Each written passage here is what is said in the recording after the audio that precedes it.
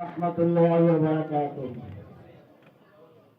الحمد لله وحده والصلاة والسلام على من لا نبي بعده. أما بعد فأعوذ بالله من الشيطان الرجيم. بسم الله الرحمن الرحيم. ولقد يسرنا القرآن للذكر فهل من مدكر.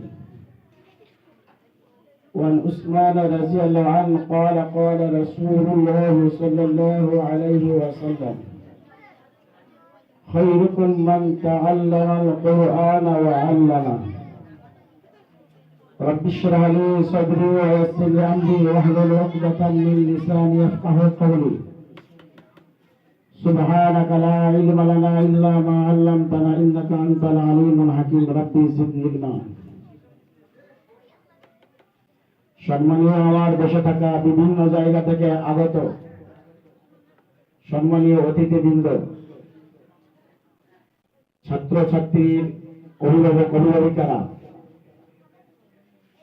এবং এই প্রতিষ্ঠানের যোগ্যতম হাফেজগণেরা, প্রশংসা সে আল্লাহ রাব্বুল ইজ্জতের জন্য যে মহান আল্লাহ রাব্বুল আলামিনের দয়ায়, ইচ্ছায়, করুণায় আজকে এমন একটা জায়গাতে আমরা অবস্থান করেছি যেটাকে রাজবিদ্যা বলা হয়।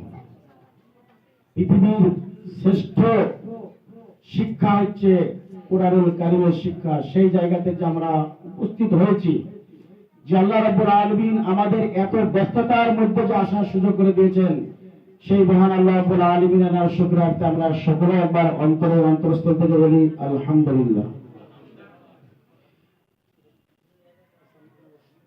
আপনারা একের পর এক বক্তাগণ আসিয়েন, যদিও অল্প টাইমের মধ্যে গুরুত্বপূর্ণ কথা আলোচনা আপনারা শুনছিলেন। মাদ্রাসার অনেক ভূমিকা রয়েছে। সমাজ সংস্কারের জন্য সংশোধন যদি করতে পারে মাদ্রাসায় পারবে। মাদ্রাসার যে আলেম যে তৈরি হয়, যোগ্য যদি আলেম হয়, একটা আলেমের পক্ষে সমাজকে সংস্করণ করার দ্বারাই সম্ভব। তো যোগ্য আলেম হতে হবে। তো যাক, এই প্রতিষ্ঠান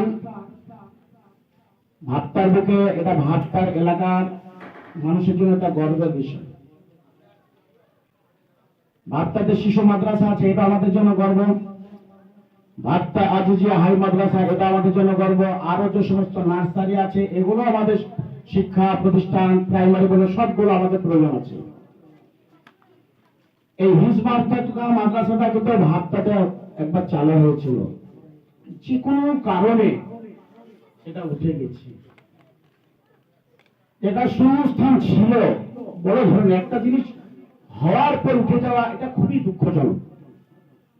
যে হিফজ মাদ্রাসা পৃথিবীর শ্রেষ্ঠ শিক্ষা, আল্লাহ রাব্বুল আলামিনের কিতাব, যেটা পৃথিবীর শ্রেষ্ঠ গ্রন্থ, যে গ্রন্থ পঠন পাঠনের ব্যবস্থা করার পর যে উঠে যাওয়া, এটা যে কত দুঃখজনক সেটা ভাষায় প্রকাশ করা দুষ্কর। তো যাক, যে হাফেজ মুহররম সাহেবের উনি ভাবনা চিন্তা করে খুব পরিশ্রম, খুব বিবেক বুদ্ধি খাটিয়ে যে এখানে যে একটা প্রতিষ্ঠান তৈরি করেছেন, এটা অবশ্যই আমার ব্যক্তিগত আমার পক্ষ থেকে আমাকে সাধুবাদ জানাচ্ছি। একটা জিনিস করতে গেলে প্রথমে অনেক কিছু বাধাবিঘ্ন হতে পারে, তা সত্ত্বেও যে উনি চেষ্টাতে যে হিফজ মাদ্রাসা এখানে এখন আরো পরিকল্পনা ইনশাআল্লাহ আছে, যে নিজামিয়া মাদ্রাসা আরো চিন্তা ভাবনা আছে। শুধু ছেলেদের হিফজ না, মেয়েদের হিফজ। যে বিদ্যাটাকে পৃথিবীর শ্রেষ্ঠ রাজবিদ্যা বলা হয়, আমরা অনেকে বলি যে মাদ্রাসা পড়া মানে ফকির বিদ্যা, এইটা মাইন্ডে কেন আসবেন না। পৃথিবীর শ্রেষ্ঠ রাজবিদ্যা যদি থাকে, সেটা হচ্ছে মাদ্রাসার শিক্ষা। আর বলে আপনি জেনারেল শিক্ষাকে আমি খারাপ মনে করছি না, অন্য ভাবনা নিতে না, ওগুলো প্রয়োজন আছে। এই যে মসজিদগুলোতে যে বিশেষ করে জুম্মার দিনে যে খুতবা দেয়া হয়, যে ইমামরা দায়িত্ব পালন করেন, সমস্ত ইমামরা এইরকম মাদ্রাসাতে পড়েছেন, যদিও হাফেজ না হলেও দার্সে নিজামেতে পড়েছেন।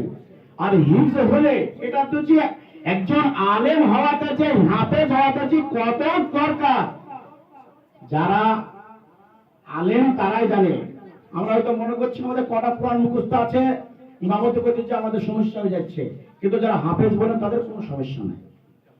তো যাক, বেশি বলার প্রয়োজন নাই। আমরা জ্ঞানীগুণী মানুষ, এই হিফজ প্রতিষ্ঠানটা আমাদেরকে গুরুত্ব সহকারে আমাদেরকে সহযোগিতা যতটুকু আমরা পারবো, তার সাথে সাথে আমরা আল্লাহর কাছে এই দোয়াটা করব যে আল্লাহ, ভাবটা যে একটা মাদ্রাসা ছিল সেটা যে কোনো কারণে উঠে গেছে, আবার এই যে প্রতিষ্ঠানটা হাফেজ মহরমের উদ্যোগে, চেষ্টায় আর অনেকের সহযোগিতায়, এলাকার মানুষেরই সহযোগিতা, যদিও কিছু বাধা বিঘ্ন থাকে কিন্তু সহযোগিতা মানুষের আছে, প্রত্যেকটা মানুষের সহযোগিতা আছে বলে আমি মনে করি প্রত্যেকের সহযোগিতায় যে প্রতিষ্ঠানটা চালু হয়েছে, আল্লাহ এই ভাবটা জামিয়া দারুল ইলম এই মাদ্রাসাকে তুমি কবুল করে নাও, সকলে একবার বলেন আমিন।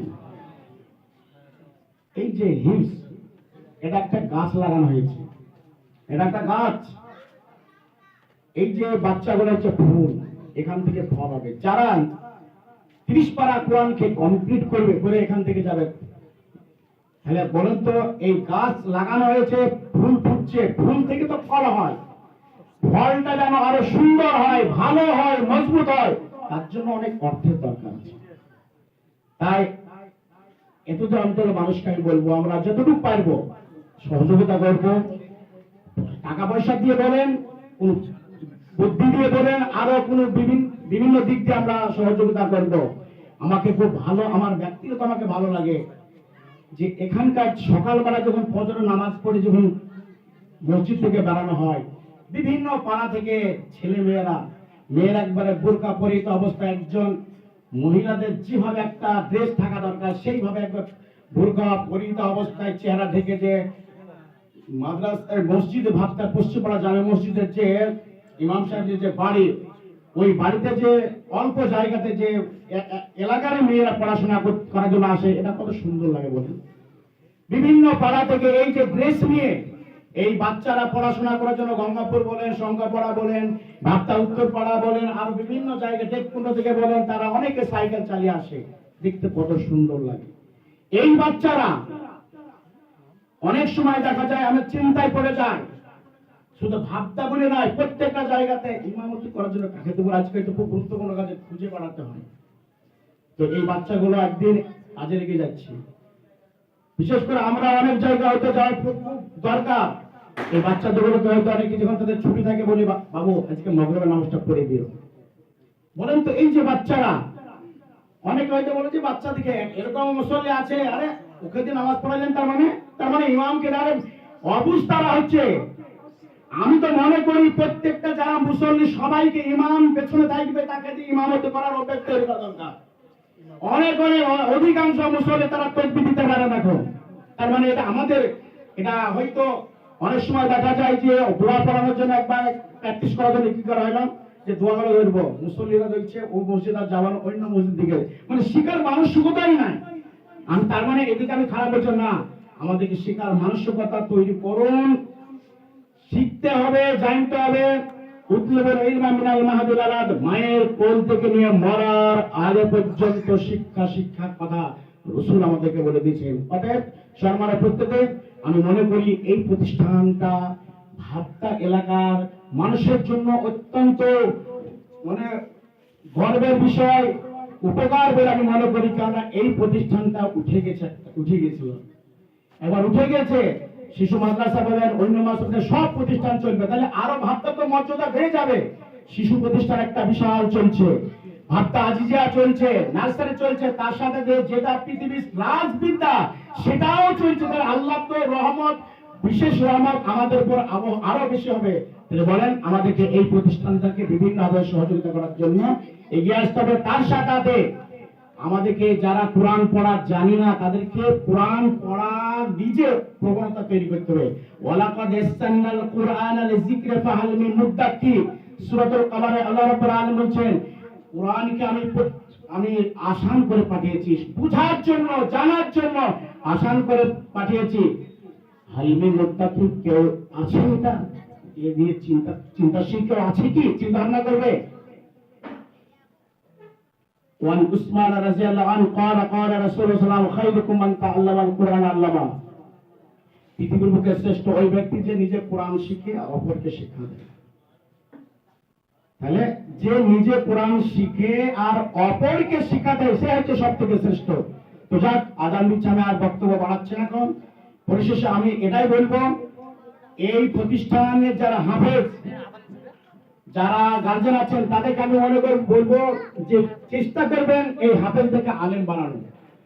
আলেম ভাই যোগ্য যদি আলেম হওয়া যায়, সমাজকে সংস্কার করার জন্য যোগ্য আলেমের